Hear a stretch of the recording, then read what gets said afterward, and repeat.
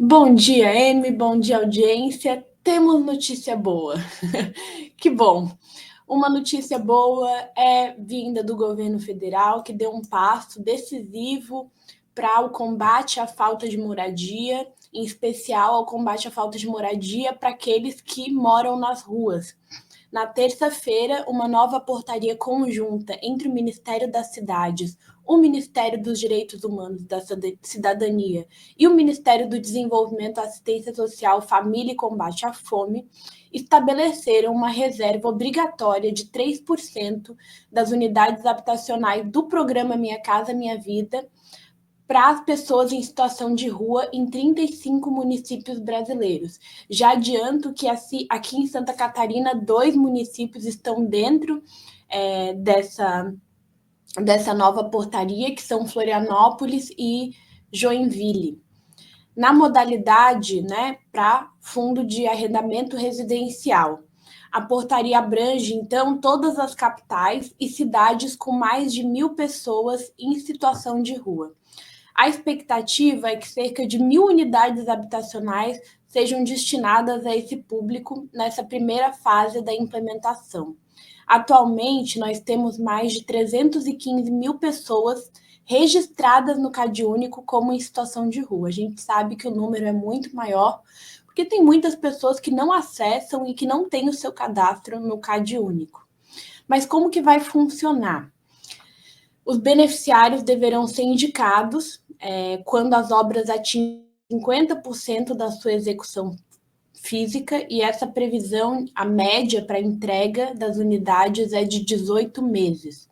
Vão ser priorizados grupos em situação de rua com maior vulnerabilidade, então famílias com crianças, adolescentes, mulheres, gestantes, pessoas trans, pessoas com trajetória de rua oriundas da rede socioassistencial, ou de iniciativa de moradia temporária, pessoas idosas, pessoas com deficiência, também participantes de projetos e programas locais que estejam vinculados às políticas nacionais da população de rua e pessoas indígenas.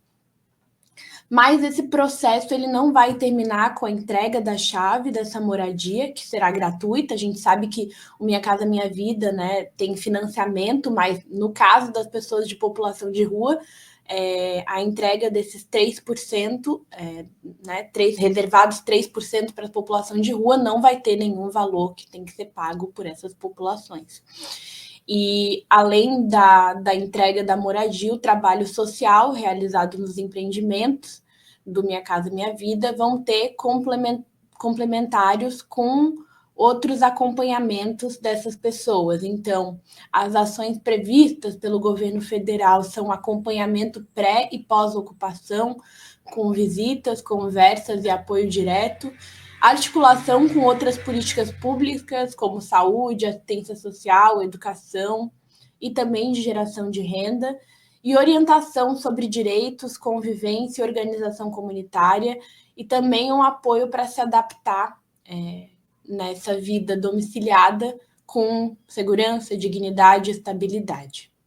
Uma outra notícia que também está relacionada com a luta pela moradia é que aconteceu aqui na Câmara Municipal de Florianópolis, na quarta-feira, dia 16, uma plenária para a criação de um programa de aluguel social. Eu vou ler aqui a nota do Ocupa Santa Catarina. Na última quarta-feira, o Observatório de Comunidades e Periferias de Santa Catarina, Ocupa-SC, participou da plenária pública de discussão sobre o projeto de lei do aluguel social na Câmara Municipal de Florianópolis, que foi promovida pelo vereador Leonel Camazão, do PSOL.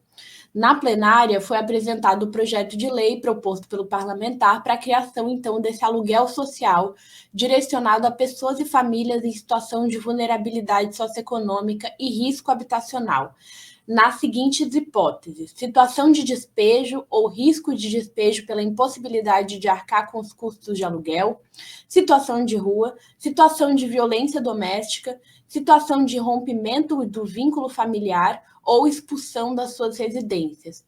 Tiveram presentes diversos movimentos nessa plenária, ligados ao movimento de luta pela moradia. O MTST teve presente, o Movimento dos Trabalhadores Sem Teto, movimentos também da população em situação de rua, que debateram e trouxeram contribuições para esse projeto do Programa de Aluguel Social. O Ocupa Santa Catarina apresentou aportes baseados nas experiências de aluguel social que o observatório tem acompanhado, como no caso das famílias do Vale das Palmeiras, que desde a desocupação que eles sofreram em dezembro de 2022, eles estão inseridos no programa de locação social do município de São José, que tem uma legislação, segundo eles, mais avançada do que em Florianópolis.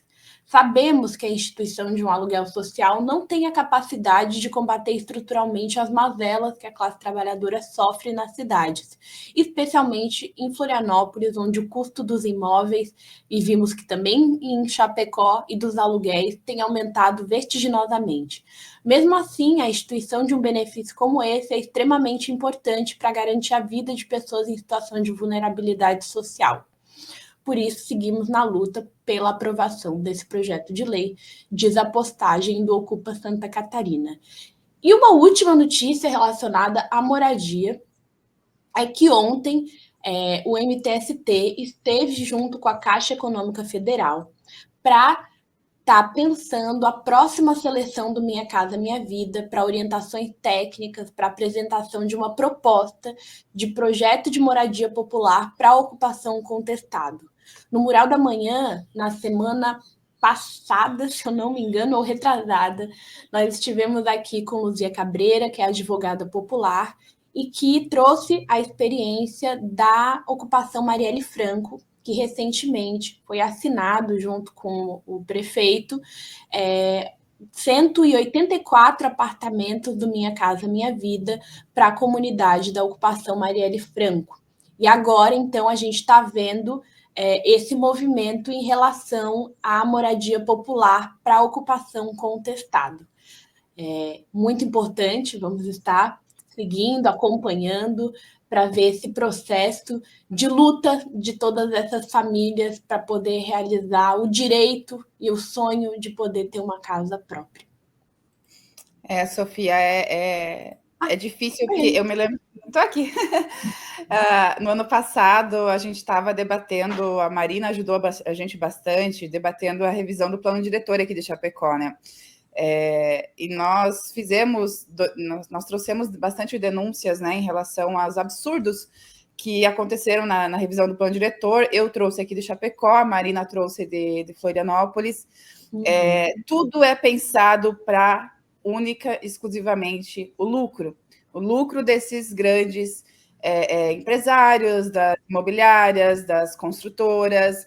Aqui mesmo em Chapecó, Sofia Andrade, a revisão do plano diretor, a gente sabe, né, nessa matéria, tudo nesse acompanhamento todo de revisões de planos, a gente aprende que o plano diretor dos municípios, das cidades e municípios, eles devem existir, eles devem ser feitas as revisões pela população. As comissões gestoras dos planos diretores, Sofia Andrade, elas são essencial que se haja pelo menos um ou uma ambientalista e um arquiteto ou uma arquiteta e urbanista. Na comissão gestora de Chapecó, Santa Catarina, a comissão foi formada a portas fechadas. É necessário, por lei, que seja feita pública, uma audiência pública para definição da comissão gestora. Não foi feito em Chapecó, foi feito a portas fechadas, foi definida a comissão gestora e não tinha nem ambientalista e nem arquiteto e urbanista.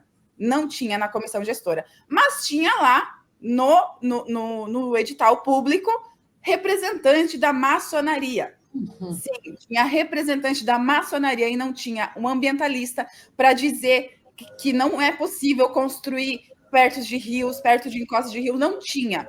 Tudo foi liberado tudo, foram liberadas construções, foram liberadas o que fosse necessário, tudo para quê? Para aumentar o custo, de vida da população, aumentar o custo dos aluguéis, o custo dos imóveis mesmo. É um absurdo, Sofia, porque assim, a Marina trouxe um dado onde ela explicou que o déficit habitacional é quando você paga mais de 30% da sua renda em habitação.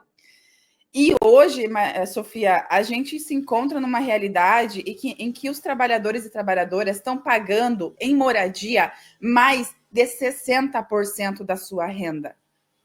Eu mesma entro nesse dado. Eu pago mais de 60%. Eu também, Amy. A maioria, eu acho que está nos escutando, deve se enquadrar nesse dado, Com certeza.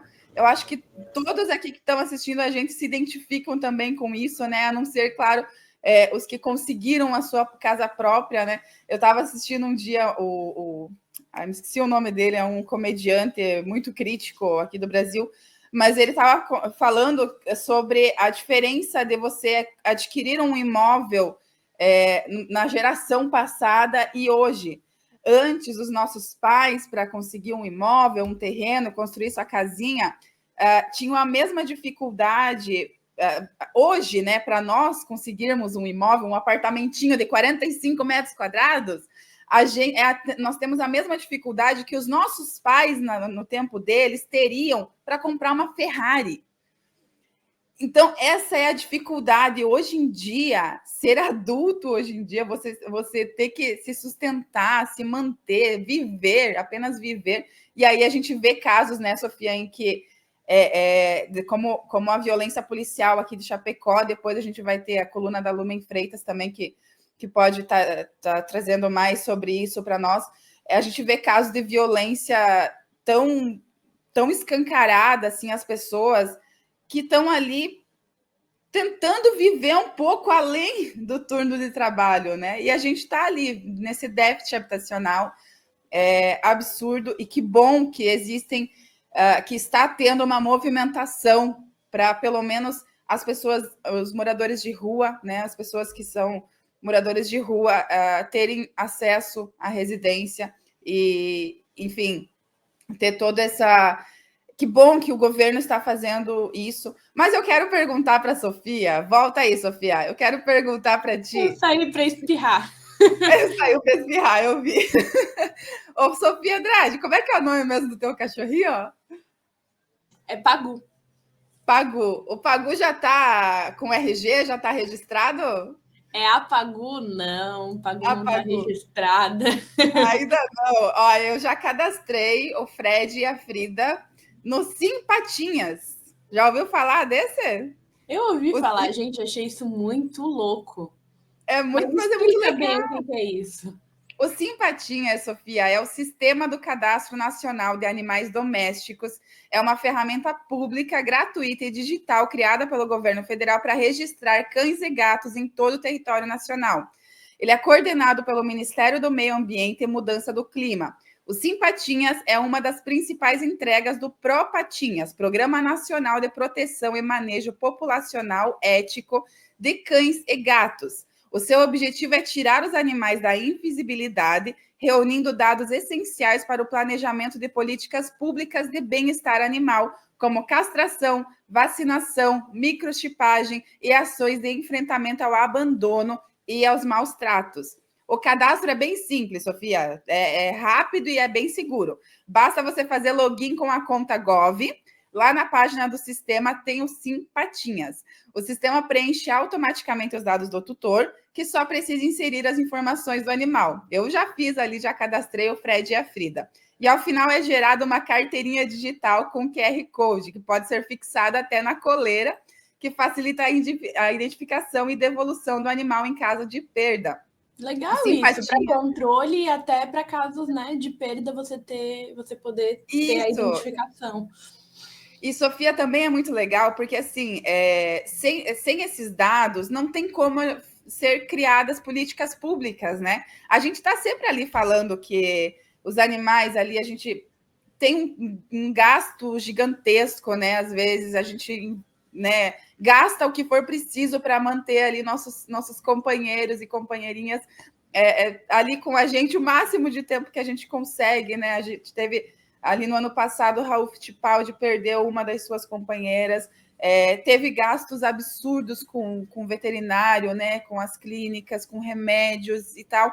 E assim, quando a gente faz esse cadastro, é mais possível que sejam criadas políticas públicas, né, Sofia Andrade? Então, pedindo aqui para todos e todas que estão assistindo a gente, cadastre o seu animaizinho, Sofia, cadastre o seu cachorrinho ali para que a gente consiga mostrar para o governo que sim, são muitos.